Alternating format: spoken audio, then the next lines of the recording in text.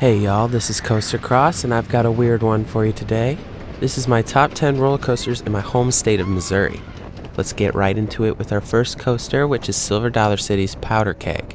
Powder Keg first opened as Buzzsaw Falls in 1999. It was a short water coaster whose main focus was its final splash drop. I had a lot of fun on that ride as a kid, but it was short-lived and closed in 2003. When it reopened as Powder Keg in 2005, I was not sure what to expect. What we got was an awesome launch coaster with awesome airtime.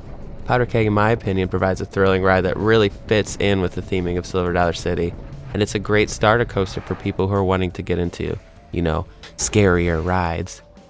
Up next, we have Patriot from Worlds of Fun in Kansas City.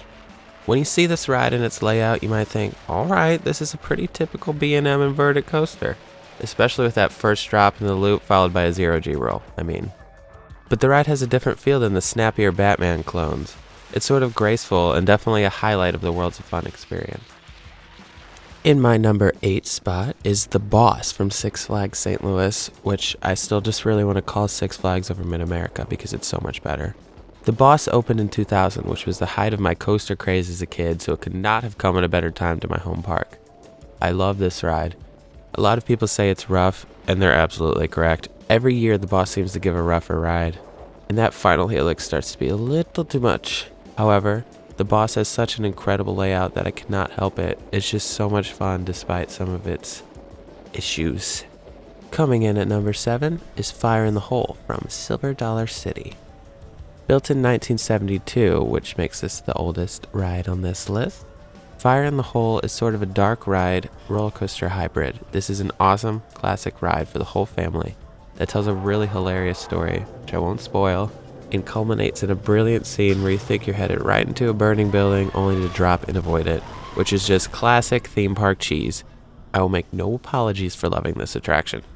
At number 6 is American Thunder, formerly known as Evel Knievel, from Six Flags St. Louis.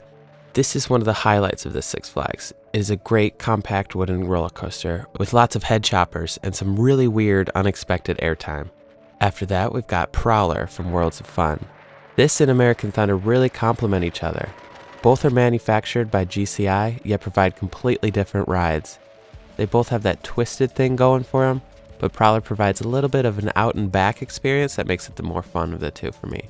Number 4 is Silver Dollar City's Wildfire. This ride is a B&M sitting coaster. Many say it's tame in comparison to their others. I love the layout though.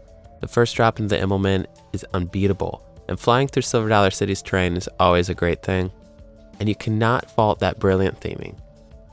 I chose Mr. Freeze for number 3. I love a good launch, and this one is intense, backwards or forwards. Premier rides really outdid themselves with this one. The layout is absolutely perfect. The upside down top hat has some pretty freaky hang time, and you get to experience it twice.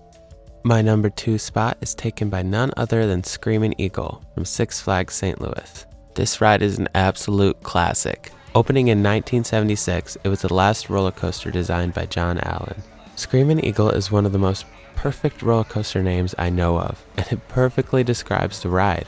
It may be a little rough, but it's really not that bad, and for being a relatively old ride, I think it's aged well. From what I've heard, the ride has always kind of had that rattle going on. Some of my love for this crazy coaster might be equated to nostalgia, but once you take a ride on Screamin' Eagle and get to that amazing third drop, you might find yourself in love with this coaster just like me. If you know anything about Missouri's coasters, you've probably been wondering where Outlaw Run was on here. Well, it's number 1. I remember when the teaser videos for this ride came out, and I was in awe of this coaster from the beginning. When I finally got a ride though, holy crap. Every element of this ride is perfectly crafted. There's not a single dull moment once you go down that amazing 81-degree hill. The inversions are all so much fun and definitely don't feel gimmicky like I had been worried about before riding. RMC has really cemented themselves in the past few years as a force to be reckoned with, and Outlaw Run is one of the biggest testaments to that. It's a world-class roller coaster, and it's a must-ride. Alright y'all, if you liked this video, go ahead and subscribe because you know what? I'm going to be coming out with some more interesting videos about Midwest coasters. Thanks for watching.